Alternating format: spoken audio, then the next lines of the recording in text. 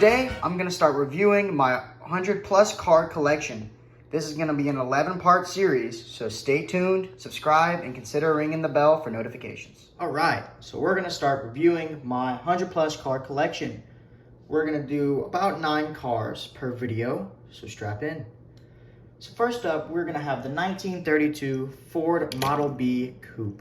This is a matchbox. It's a hot rod style, but I don't usually collect hot rods, but I do have this one. I don't know why I made an exception, but I did. It was in a 5-pack. The Coffee Cruisers 5-pack, I believe. It is a good casting. You can see they didn't put a back window here, where there should be one. But yeah, I mean, it's not the best quality, but it's what you get from a Matchbox 5-pack, you know? So yeah, there's not really much to say on this one. Just thought I'd review it. And the purpose of these reviews, it's just my personal collection. Just to give you an idea of what I have, you know, and maybe if you see these in stores or at a garage sale, you know what you're getting. So yeah. Next, this is a car that is near and dear to my heart. Not the car in real life, but this model, this die-cast model. The 47 Chevy FLEETLINE. This one has I've had this one for probably 13 years now. So it's just kind of always been there. This is definitely an older die-cast. It's probably a 15, 16-year-old car. A lot of paint damage. There was snowflakes on it at one point, but those are long gone. So yeah, it's a little bit, looks like dropped. And the visor is really nice. I really like the visors on those early 50s, late 40s Chevys. I think they look really sharp. So that, 1947 Chevrolet FLEETLINE. Next is our first high quality car. This is the 1949 Buick Roadmaster convertible. So this is a metal base and a metal body. The rest of them that I reviewed so far have been more or less just a plastic base and a metal body. So this is a good quality one. This is the more expensive ones. You can see it as a hood ornament. Got grill teeth. Buick Ventaports right here. Very nice tires. There are white walls with a red stripe. And then we have the little fender protection piece right here that you can get. You kind of can see some beginning of tail fins, not so much, more on the 1950 model, but so you got some tail fin babies. Let's see, the license plate is 368P9C. In case you wanted to know, we got a full detailed interior. Got the soft top right here, the red interior, black dashboard. We got very nice dashboard. Not dashboard, windshield. I'll remember what it's called one of these days. It has sun visors. So yeah, it's a very nice model right here. Very heavy and rolls surprisingly good for such a heavy model. This is a green light casting. I find green lights don't usually roll all that well, but that one does. Next up is the 1957 Ford Thunderbird. This is arguably one of the best Thunderbirds, in my opinion. So, yeah, I really love the tail lights that Ford had going at this time and up into the mid-60s, I believe. Got a Continental kit on it. It's a convertible, which doesn't have a soft top area. It doesn't like show where it would be. I found that interesting, but oh well. Air intake on the hood.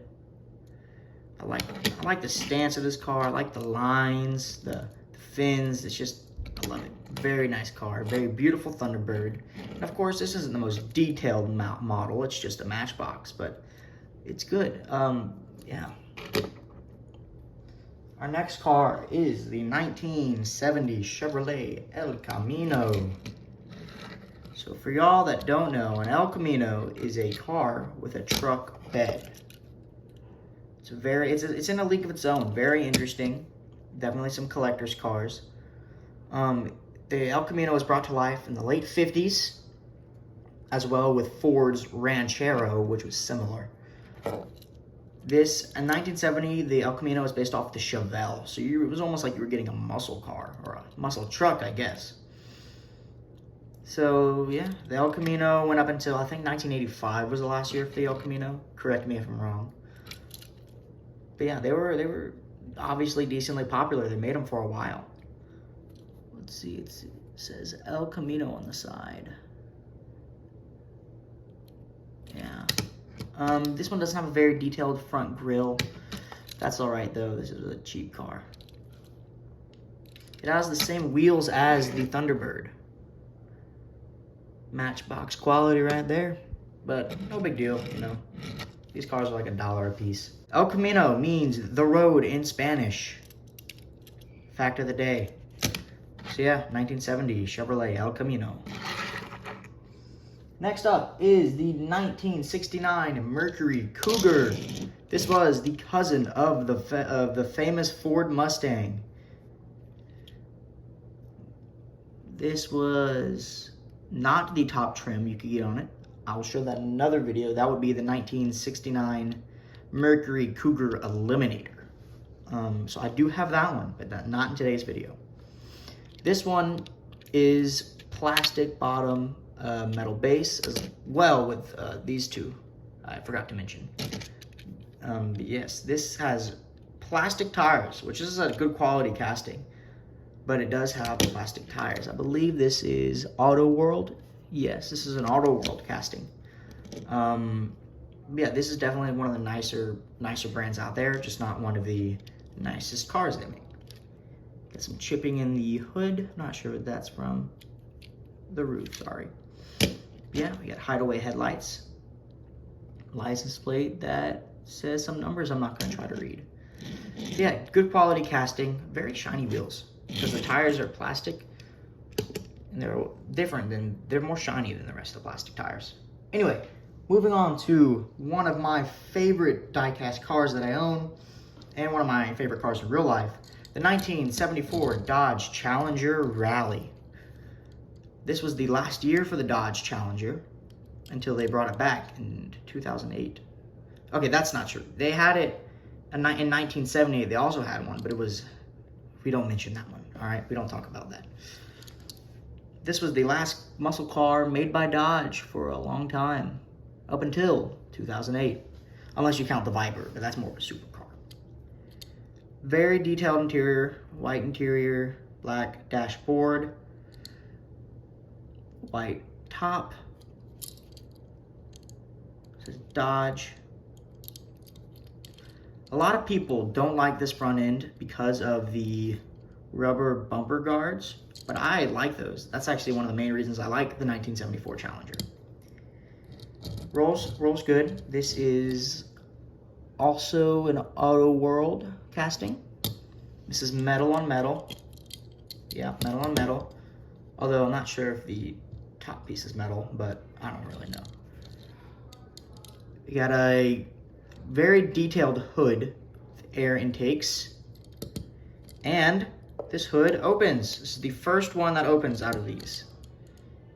So we got a blue engine with a red, I think that's an air intake. I may be wrong, air filter. But yeah, the 1974 Dodge Challenger Rally. One of my favorite cars in the collection and in general. Got this one from Walmart, which is surprising because Walmart's usually not the place to go for die-cast cars. Alright, this is also one of my favorites. This is the 1975 Cadillac Coupe de Ville. Luxury, baby. This is a very long car. If you compare it to, we'll compare it to the Model B again. Just absolutely ginormous. Compare it to the Buick. It is larger than the Buick by about a centimeter. Very good car. This one is really heavy, so it doesn't roll the best. It still rolls though. This is an Auto World casting. I also have the 1975 Cadillac Eldorado, but that is not in this video. Just noticing, if you look on the back there, the Cadillac logo is off-centered. Interesting. Not that I'm gonna ponder about it. Oh well. This has a very nice front end. You can see, get into focus. The hood doesn't quite close all the way, but that's all right. That's to be expected with some of these castings. Very square front end. Hood opens on this one too, not very much. See if you can see it. It's hard to see. It's a black engine block with blue head covers and some more blue in there. So yeah, 1975 Cadillac. Very beautiful car. And next up, by request by a commenter, a square body. So this is, they've made a lot of square bodies recently, but I only own one. Partially because I own one like this. This is the 1985 GMC Sierra with a Winnebago. Now I own a 1985 Chevrolet Scottsdale. Doesn't have the Winnebago, obviously, but I saw this car and I was like, man, I have to have it. It's just like my truck. So I got it.